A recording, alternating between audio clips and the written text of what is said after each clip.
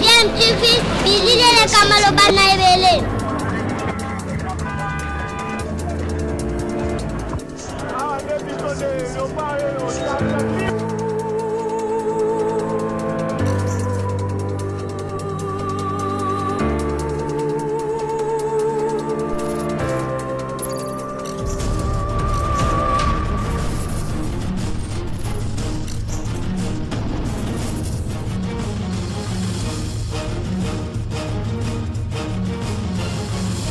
DMTV toujours en avant.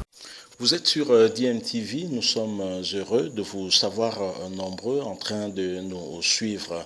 Vous le savez, l'actualité reste dominée toujours par cette maladie à coronavirus, cette pandémie qui secoue tout le monde et toutes les économies en tout cas sont aussi touchées, et la prévention restant le meilleur traitement contre cette maladie, il est toujours pour nous un devoir de vous rappeler de continuer à vous protéger, à nous protéger tous contre cette maladie en respectant les mesures barrières telles que nous invitent les autorités, surtout l'équipe de riposte chapeautée par le professeur Dr Mou Oyembe.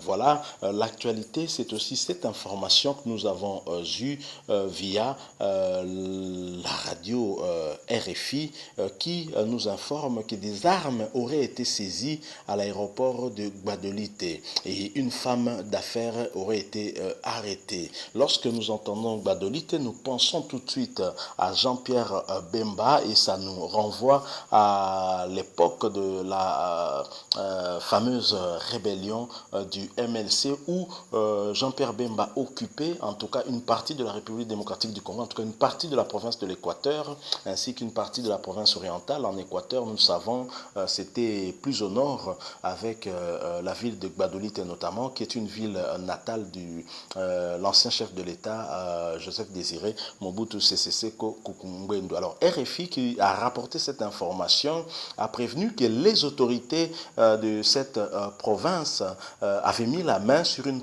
importante quantité d'armes et de munitions en provenance de Kinshasa. Et selon les premiers éléments rapportés par le gouverneur, il s'agirait d'un réseau de trafiquants qui alimente certains groupes armés centrafricains et les bandits locaux. Plusieurs personnes ont été appréhendées avec la cargaison, notamment une femme d'affaires qui a été arrêtée. Alors d'où venaient ces armes? Alors ces armes étaient venues visiblement de Kinshasa. Le mardi 28 avril dernier, un avion avait atterri à l'aéroport de Gbadolite. Les formalités d'usage terminées, les services aéroportuaires alertent les renseignements militaires sur la présence des matériels de guerre dans du fret.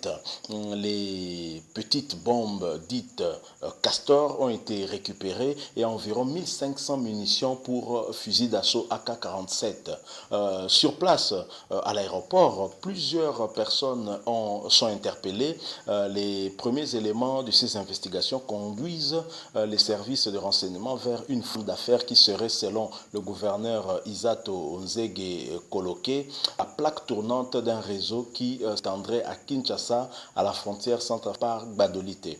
La dame, une certaine Florence Mongo, était également présente à l'aéroport pour réceptionner le dit colis. Le gouverneur rapporte également que ce réseau alimenterait tant les bandits locaux, les coupeurs des routes que certains groupes armés de la République centrafricaine.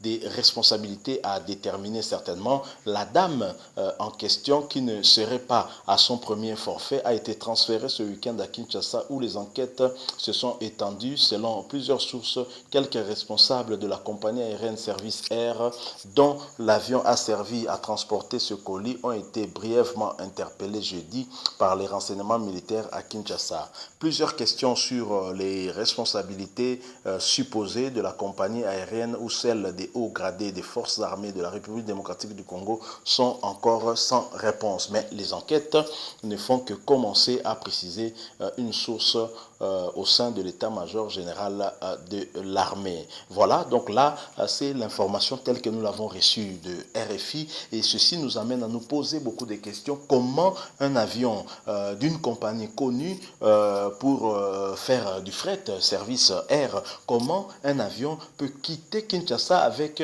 une cargaison d'armes et vers Gbadolite et afin d'être distribué et non seulement alimenter des bandits locaux mais aussi des groupes armés au niveau de la Centrafrique. Notre pays, vous le savez, a au moins 9 pays frontaliers. Aujourd'hui, nous avons des informations comme quoi l'armée zambienne se trouverait toujours dans au moins 3 villages de la province de Tanganyika. Nous sommes là autour de Moba et donc notre armée est en difficulté pour pouvoir repousser cette armée étrangère qui a pris possession de nos territoires en hissant même leur drapeau sur notre sol. Voilà que des Congolais qui trouvent une opportunité avec le trafic des armes pour alimenter certains groupes armés des pays étrangers, alors que jusqu'à ce jour, l'Est du pays subit toujours la guerre au niveau des pays voisins qui alimentent aussi d'autres groupes armés. Il n'est jamais bon pour un pays de pouvoir servir en fait soit de base arrière pour les groupes armés d'un autre pays, soit les alimenter en armes. Il peut toujours avoir des retours et ceci en tout cas ne crée pas des conditions d'une paix durable. Je pense que nos autorités doivent poursuivre ces enquêtes et en déterminer les responsabilités, les arrêter, les punir sévèrement, parce que nous n'avons pas besoin d'ouvrir un autre front vers le nord contre un pays frère, un pays voisin comme la Centrafrique. La République démocratique du Congo a besoin de sérénité pour penser à son développement et voilà encore des personnes véreuses, des personnes qui n'ont pas du tout de moralité certainement, qui font encore des trafics d'armes. Je suis sûr que ce ne sont pas les seuls et que d'autres sont dans ce genre d'affaires et qu'il faudrait démanteler tous ces réseaux-là et les mettre hors d'état de nuire. C'est une information qui nous vient en tout cas d'une source sérieuse et nous la prenons tout aussi au sérieux. Donc voilà ce dont nous avons aussi voulu partager avec vous, ces informations que nous avons reçues. Heureusement que ces armes qui ont été saisies, ce n'était pas pour servir à une nouvelle rébellion, parce que la République démocratique du Congo n'en a pas besoin. Lorsque vous parlez de Gbadolite, on pense à Mobutu, on pense également à Jean-Pierre Bemba qui vient de souffrir 10 ans au niveau de la CPI. Ce dernier, en tout cas, n'embrasserait plus ce genre d'activité. Heureusement, d'ailleurs, pour lui aussi, que son nom n'est pas cité et qu'il s'agit d'autres personnes dont certains complices seraient à Kinshasa, certainement aussi dans notre armée, parce que je ne vois pas comment ces armes pourraient circuler et entrer à l'aéroport si ce n'est pas escorté par des militaires. Donc là, c'est à nos services de renseignement, notamment le service de renseignement militaire, la DEMIAP, de pouvoir éclairer la lanterne des autorités compétentes là-dessus. Un travail de fond doit être fait pour pouvoir déterminer les responsabilités. Heureusement qu'il ne s'agit pas d'une rébellion en gestation, mais bien on va dire une bande d'escrocs, une bande organisée pour faire des affaires avec des armes et peut-être de la République. Merci beaucoup. Nous arrivons à la fin de notre petite analyse en rapport avec cette situation. Si vous avez aimé, laissez-nous un like. N'oubliez pas de vous abonner et cliquez également sur la cloche pour être désormais notifié de nos prochaines vidéos. Laissez-nous aussi un commentaire si vous le voulez bien. Un rappel, le coronavirus est réel.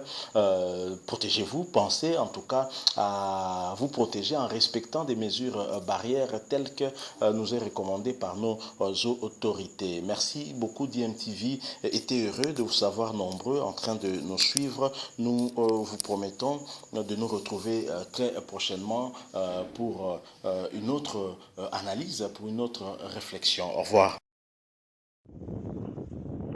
Bonjour, vous êtes sur DMTV. DMTV nous encourage à nous protéger contre la maladie à virus Covid-19 dit coronavirus. La prévention vaut mieux que les soins. Lavons-nous les mains régulièrement, surtout au moindre contact avec une tierce personne ou une surface quelconque. Gardons une distance d'au moins 1 mètre entre nous. Protégeons-nous.